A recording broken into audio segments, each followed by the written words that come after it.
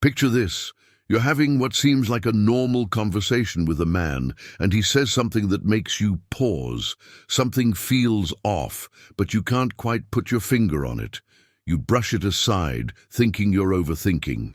But deep down, your instincts are screaming. What if I told you that certain phrases are psychological red flags that Freud would have recognized immediately? That some men reveal their true nature through specific words, and most women miss these warning signs completely? Freud spent his life studying the human psyche, and he understood that people often reveal their darkest intentions through seemingly innocent statements. The problem? We've been conditioned to ignore these signals, to give everyone the benefit of the doubt, even when our safety is at stake. The uncomfortable truth is this: some men use language as a weapon. They test boundaries, manipulate emotions, and plant seeds of doubt, all while appearing charming and sincere. And they're counting on you not recognizing the pattern. Have you ever felt confused after talking to someone, wondering if you were being too sensitive? Have you ignored gut feelings because his words sounded reasonable? Those aren't accidents. Those are tactics. There are 5 specific things that, according to Freudian psychology, should make you run, not walk away. Because when a man says these things, he's telling you exactly who he is. Stay until the end. Your intuition might just save you from the biggest mistake of your life. You're too sensitive.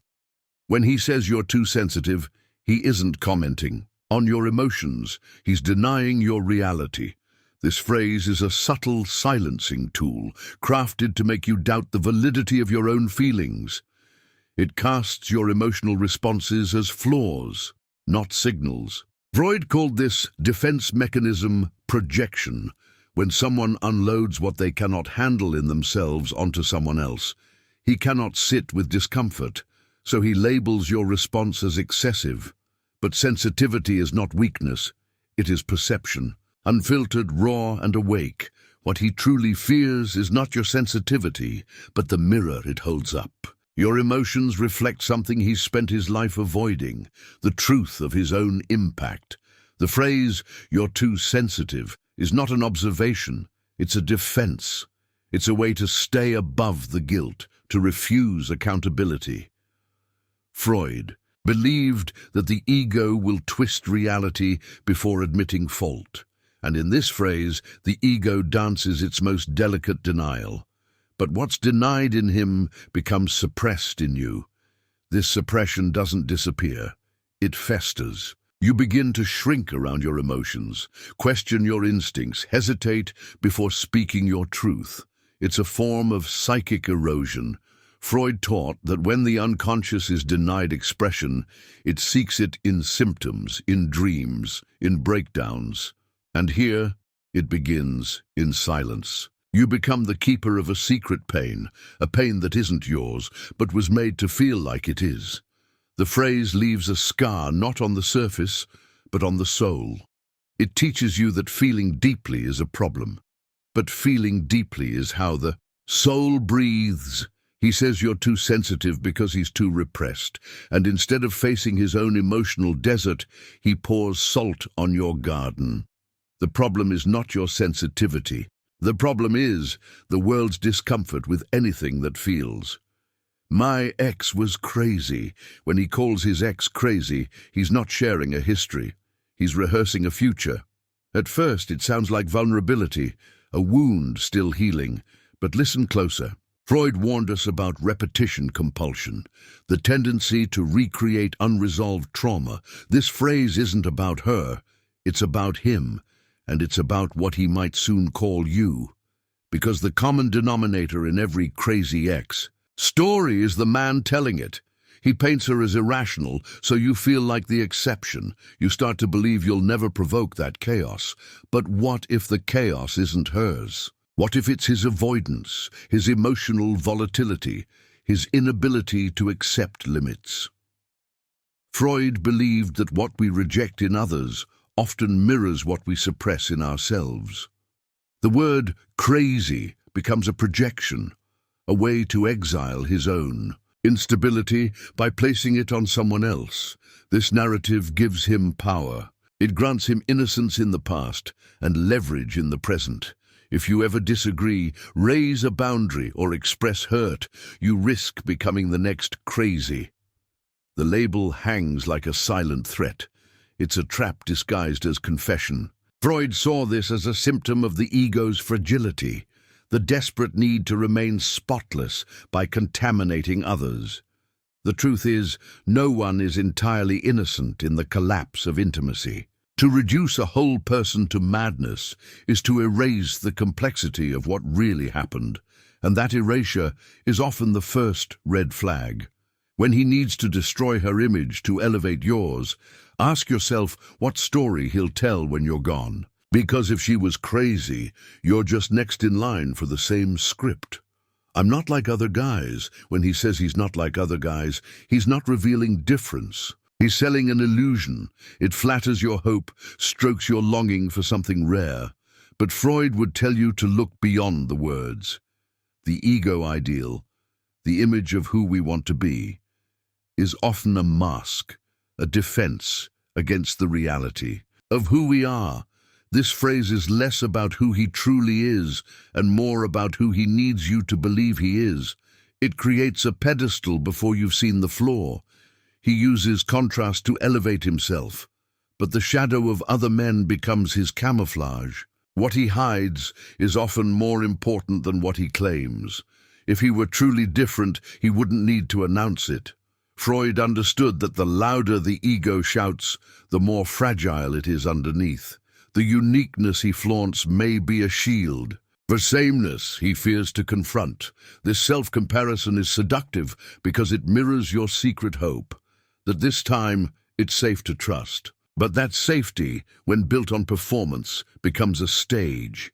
He isn't offering connection. He's offering a role, hoping you'll play the part of the believer. Freud saw the danger in idealization. It blinds us to flaws, turns red flags into mysteries, and wraps manipulation in poetry. You're not looking for someone unlike others. You're looking for someone honest enough to not pretend. The man who truly knows himself doesn't declare it. He reveals it slowly, through consistency, through truth when it's hard, through silence when words would be easy. Beware of those who need to convince you, because the more he tries to prove he's different, the more likely he's exactly the same. You're the only one who gets me. At first it sounds like intimacy, like you've touched something sacred in him.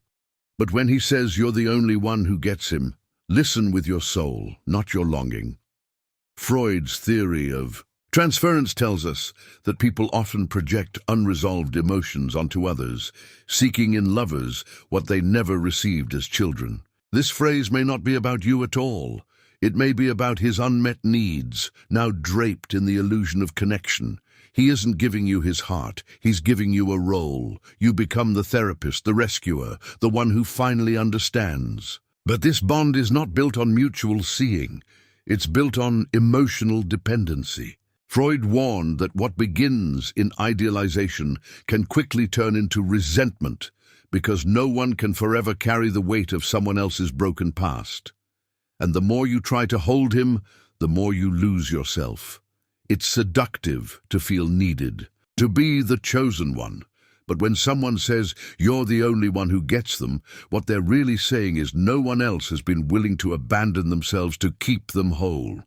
It's a compliment with a hidden contract, a demand masked as devotion. Freud would say it's not love, it's reenactment. The child cries out through the man, begging to be seen, and you become the mother he never had.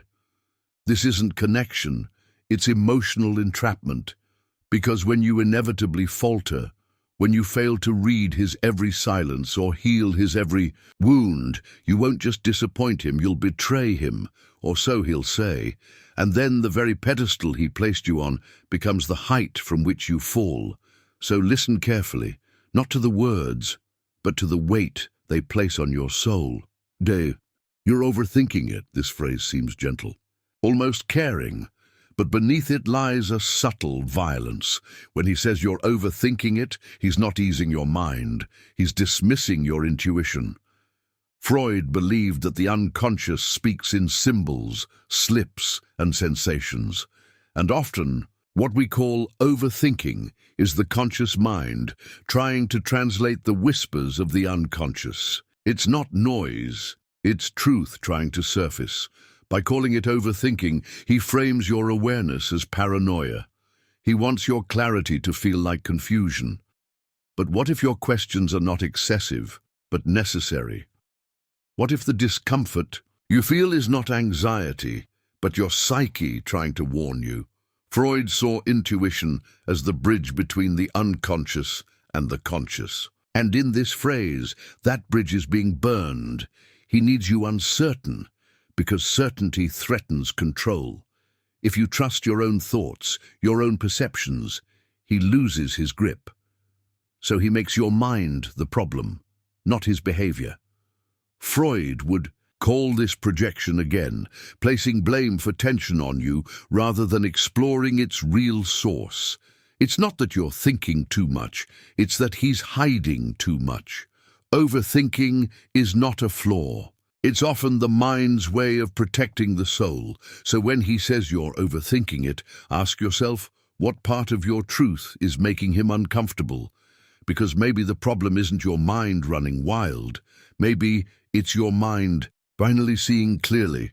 And clarity, to someone who thrives in confusion, is the real threat. These phrases aren't random. They form a pattern, precise and psychological, like threads in a web designed to bind rather than connect. Freud's structural model of the psyche, ID, ego, and superego, reveals how these words bypass your moral compass, silence your inner judge, and seduce the impulsive, unquestioning part of you. When a man repeats these lines, he isn't just speaking. He's performing a script that ensures your surrender without force. The ID seeks pleasure, the ego manages reality, and the superego governs conscience. But in manipulation, the superego is muted. Your boundaries soften, your inner voice weakens. He doesn't need to shout or threaten. He needs only to sow doubt. Freud taught that repression distorts expression. So these phrases, though simple, are shaped by deep psychological intention to keep your ego off balance and your ID engaged in emotional dependency. You begin to crave reassurance instead of truth. You look to him for clarity instead of trusting yourself. The phrases condition you to feel that questioning is betrayal, feeling is exaggeration, and remembering is distortion. It's not just emotional abuse, it's psychic occupation. Freud would say the danger lies not in the pain you feel, but in the shift of your psychic allegiance, from self to other, from intuition to approval. This is the hidden pattern of quiet dismantling of inner sovereignty. Each phrase is a small theft of self, wrapped in charm or concern, and by the time you see the structure, you're already standing inside it. But recognition is power, because once you name the pattern, you can refuse to dance to it. And nothing terrifies the manipulator more than a woman who remembers her rhythm. Each of these phrases is a symptom, not a sentence. They are echoes of a man's inner world, filled with wounds he refuses to face. Freud and Jung meet here, where language becomes the mask of the unconscious, and the words he uses reveal more about his shadow than his self. The crazy ex, the too sensitive, the only one who gets me. They're not just manipulations. They are projections of his unhealed past, dressed as present truth. The shadow, as Jung taught, is everything we refuse to see in ourselves. Freud would call it the return of the repressed. When he utters these phrases, he's not speaking to you, he's speaking to a ghost, a memory of rejection, a fear of weakness, a hunger for control. And in you, he doesn't see a partner, he sees a mirror. But when that mirror reflects back his darkness, he shatters it, calling the reflection flawed, not the face. These words aren't just red flags. They are invitations to enter his inner labyrinth, where guilt is exiled and blame is currency. If you accept the narrative, you become an actor in his unconscious drama, but the role comes with a cost. Freud believed that what is not made conscious returns as fate, and this fate is repetition. If you stay, you don't just endure his wounds. You become part of them. To see the shadow is painful, but to ignore it is devastation. These phrases point not to a bad man, but to a broken one. Yet it is not your role to heal what he refuses to confront. The most dangerous lies are the ones that wear the tone of love, and the most insidious men are not those who scream, but those who speak softly while stealing your soul. You are not here to be a battleground for another's unresolved war. Your soul is a sanctuary, not a shelter for storms that aren't yours. Freud believed in sublimation, the art of turning pain into something higher, transforming suffering into strength. When you recognize these phrases not as love, but as warnings, you reclaim the alchemy of your psyche. What once wounded now awakens. You begin to see not with fear, but with clarity. The charm loses its glow. The scripts unravel. The silence you once feared becomes your refuge. And in that silence, something sacred returns, your voice. Freud taught that healing requires remembering, not just forgetting. To name what happened, to grieve what was lost, to hold your story like a torch in the dark. This is not just protection, it's resurrection. You are not too sensitive. You are deeply aware. You are not overthinking. You are finely attuned. And when a man tries to shape your reality with his distortions, you no longer bend. You burn brighter. Because your worth is not negotiable, your truth is not a debate, and your intuition is not a defect. It is your guide, so guard your sanctuary, not with walls, but with wisdom, not with anger, but with discernment. Let the phrases be what they are, shadows cast by someone else's fear, and let your light be what it is, a force too radiant to be dimmed by anyone who cannot see. Freud gave us the map, but only you can choose not to walk the same path. Again, if this opened your eyes, hit subscribe. Your clarity starts here.